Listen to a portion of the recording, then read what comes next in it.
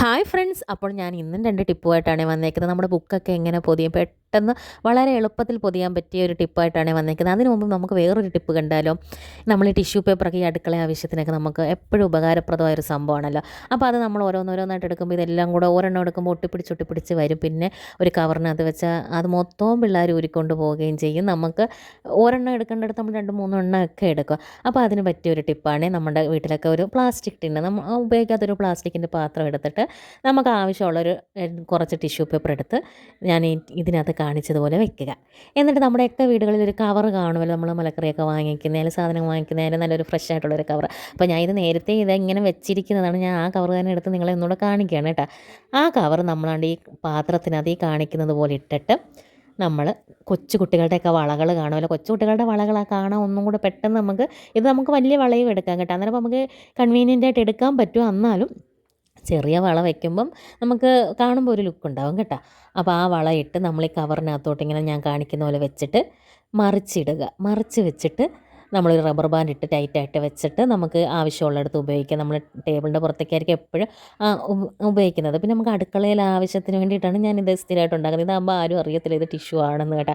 കാരണം പിള്ളേർ ടിഷ്യൂവിനകത്ത് വന്ന് കടന്ന് കയറ്റുവാണ്. അപ്പോൾ ഇതാണെങ്കിൽ ഒരു മൂലയ്ക്ക് ഇങ്ങനെ കൊണ്ട് വെച്ച് കഴിഞ്ഞാൽ നമ്മുടെ ആവശ്യത്തിനൊക്കെ പെട്ടെന്ന് എടുക്കാം. അത് എടുക്കുമ്പോൾ ഒരെണ്ണമായിട്ടേ വരത്തുള്ളൂ. നമുക്ക് പിന്നെ ഒരെണ്ണം എടുത്ത് കഴിഞ്ഞിട്ട് അടുത്തത് ഇങ്ങനെ വന്നിരിക്കും. അത് പിന്നെ എടുത്താൽ മതി. ഒരെണ്ണം എടുക്കുമ്പോൾ ഒന്നിച്ച് ഇങ്ങനെ വരത്തില്ല.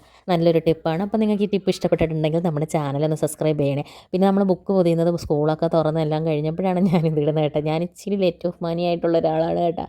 അപ്പോൾ നമ്മൾ ബുക്കാണെങ്കിൽ പൊതിയാൻ എല്ലാവർക്കും മടിയായിരിക്കും. നമ്മുടെ വീട്ടിൽ 2, 3 പിള്ളേരുണ്ടെങ്കിൽ പിന്നെ ഒരു ലോഡ് ബുക്ക് പൊതിയേണ്ടി വരും. പിന്നെ ആണെങ്കിൽ ഈ ബുക്കിൻ്റെ സൈഡ് വശം നമ്മൾ നടുക്ക് വശം ഉണ്ടല്ലോ, ആ സെൻറ്റർ ഭാഗം നമ്മൾ കട്ട് ചെയ്യുമ്പോൾ അത് തന്നെ ഒരു ലോഡ് കാണും. നമ്മൾ ബുക്ക് പൊതിയുന്നിടത്താണെങ്കിൽ ഒരുപാട് വേസ്റ്റേജും വരും. പിന്നെ നമ്മൾ അത് വൃത്തിയാക്കാൻ നടക്കണം. ഈ കാണിക്കുന്ന രീതിയിൽ നമ്മൾ ബുക്ക് പൊതിഞ്ഞ് കഴിഞ്ഞാൽ അങ്ങനെയുള്ളൊരു കുഴപ്പവും വരത്തില്ല. പിന്നെ നമുക്ക് നമ്മുടെ ബ്രൗൺ പേപ്പർ ആണെങ്കിൽ നമുക്ക് യൂസ്ഫുള്ളായിട്ട് ഉപയോഗിക്കാം. വേസ്റ്റേജ് ഒട്ടും വരത്തില്ല കേട്ടോ. അതുകൊണ്ട് തന്നെ നമുക്ക് ഒരു ബ്രൗൺ പേപ്പറിൽ നിന്ന് 2, 3 ബുക്ക് പൊതിയാനുള്ള പേപ്പർ സേവ് ചെയ്യുകയും ചെയ്യാം. ഞാൻ ഈ വീഡിയോ കാണിക്കുന്ന രീതിയിൽ നമ്മൾ ബുക്ക് എടുക്കണം. അതായത് ഈ നീളത്തിൽ വെച്ചിട്ട് അതിൻ്റെ വീതിക്ക് എടുക്കണം. സാധാരണ നമ്മളൊക്കെ ആണെങ്കിൽ ബ്രൗൺ പേപ്പർ നീട്ടി എടുത്തിട്ട് അതിനകത്ത് ബുക്ക് എടുത്ത് മടക്കുകയാണ് ചെയ്യുന്നത്. പക്ഷേ അങ്ങനെ ചെയ്യാതെ ഞാൻ ഈ വീഡിയോയിൽ കാണിച്ചേക്കുന്ന പോലെ ചരിച്ച് വെച്ച് പൊതിഞ്ഞ് കഴിഞ്ഞാൽ നമുക്ക് ഒരുപാട് അതായത് ബ്രൗൺ പേപ്പർ നമുക്ക് സേവ് ചെയ്യാം. സേവ് ചെയ്യുക മാത്രമല്ല, നമ്മളല്ലാത്ത രീതിയിൽ ബുക്ക് പൊതിയുമ്പോൾ ഇതിനകത്തോട്ട് കുറേ ബ്രൗൺ പേപ്പർ വന്നിരുന്ന് കുട്ടികൾക്കാണെങ്കിൽ അത് ഒരു അഫങ്ങി പോലെ ഇരിക്കും, കൂനി പിടിച്ചിരിക്കും. ആ ബുക്ക് പൊതിയുന്നത് നല്ല വൃത്തിയായിട്ടിരിക്കത്തില്ല. പിന്നെ നമ്മളത് കട്ട് ചെയ്ത് ലെവലാക്കണ്ടേയൊക്കെ വരും. പക്ഷെ ഇങ്ങനെ ചെയ്ത് കഴിഞ്ഞാൽ ആവശ്യത്തിനുള്ള ആകും, നല്ല നീറ്റും ആയിരിക്കും. പിന്നെ ആണെങ്കിൽ നല്ല ടൈറ്റായിട്ടിരിക്കും കേട്ടോ. നല്ല ടൈറ്റായിരിക്കും. ഈ പൊതിയൊന്നും ഇളകി പോകത്തില്ല. കാരണം ഇത് നമ്മൾ പുസ്തകത്തിൻ്റെയും ബുക്കിൻ്റെയും സെൻറ്ററിലൂടെ വെച്ചത് കാരണം അത് നല്ല ടൈറ്റായിട്ടിരിക്കും. അപ്പോൾ നമ്മൾ സ്റ്റാപ്ലെയർ ഒന്നും അടിച്ചില്ലെങ്കിലും കുറേ നേരത്തേക്ക് നമുക്ക് ഇത് അതായത് ബുക്കെല്ലാം പൊതിഞ്ഞ് കഴിഞ്ഞിട്ട് അവസാനം നമുക്ക് പിന്നെ സ്റ്റാപ്ലെയർ അടിക്കാൻ ഇരുന്നാൽ മതിയാകും കേട്ടോ. പിന്നെ നമ്മൾ സ്റ്റാപ്ലെയറൊക്കെ അടിക്കുമ്പോൾ കൊച്ചുകുട്ടികളൊക്കെ ഉണ്ടെങ്കിൽ നമ്മൾ ശ്രദ്ധിച്ചിട്ട് വേണം അടിക്കാൻ. കൊച്ചുകുട്ടികളൊക്കെ ഇതെടുത്ത് നമ്മൾ അറിയാതെ വായിലൊക്കെ എടുത്തിടാൻ ചാൻസ് ഉണ്ട്. അതുകൊണ്ട് നമ്മൾ അതൊക്കെ നല്ല കെയർഫുള്ളായിട്ടൊക്കെ നോക്കിയിട്ട് വേണം ചെയ്യാനായിട്ടാ. ഇപ്പം ഞാനാണെങ്കിൽ ചരിച്ച് വെച്ചിട്ടില്ല നേരത്തെ ബുക്ക് പൊതിഞ്ഞ്. ഇപ്പം ഞാൻ നേരെ വെച്ചിട്ട് ആ ബുക്ക് പൊതിയുമ്പോൾ കണ്ട ഇത്രയും പേപ്പർ നമുക്ക് അധികം വരുന്നുണ്ട്, മേളിലും താഴെയും വരുന്നുണ്ട്. ഇത് പൊതിയുമ്പോഴും ഒരുപാടായിട്ട് ഹെവി ആയിട്ട് വരിക.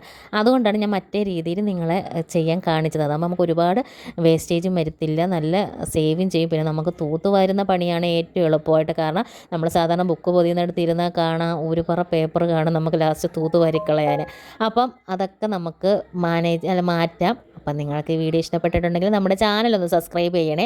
അതുപോലെ ഇനിയും പുതിയ ടിപ്പുമായിട്ട് ഞാൻ വരണമെങ്കിൽ നിങ്ങൾ ചാനൽ സബ്സ്ക്രൈബ് ചെയ്തിട്ട് ബെൽ ബട്ടണും കൂടെ ഒന്ന് നിൽക്കണം. പിന്നെ നിങ്ങളുടെ വിലയേറിയ അഭിപ്രായങ്ങളും നിർദ്ദേശങ്ങളും കൂടെ ഒന്ന് പറയണേ. അപ്പം താങ്ക് യു ഫോർ വാച്ചിങ്. അപ്പോൾ എല്ലാവർക്കും നല്ലൊരു ദിവസം നേരുന്നു.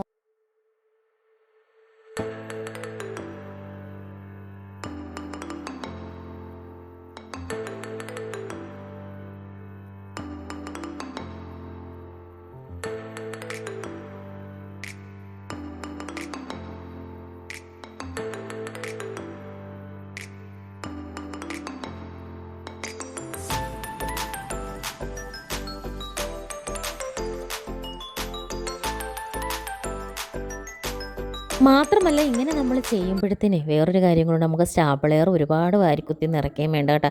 4 മേളിൽ 2 താഴെ 2 അങ്ങനെ അടിച്ചാൽ മതി. സൈഡിലും അടിക്കണമെങ്കിൽ അടിക്കേണ്ട ആവശ്യമില്ല കേട്ടോ. അന്നേരം നല്ല ടൈറ്റായിട്ട് തന്നെ ഇരിക്കും. അപ്പോൾ നമുക്ക് സ്റ്റാപ്ലെയറും ലാഭിക്കാം. അപ്പം നമ്മുടെ ടിപ്പൊക്കെ ഇഷ്ടപ്പെട്ടിട്ടുണ്ടെങ്കിൽ ചാനലൊന്ന് സബ്സ്ക്രൈബ് ചെയ്യാൻ മറക്കല്ലേ. Thank you for watching.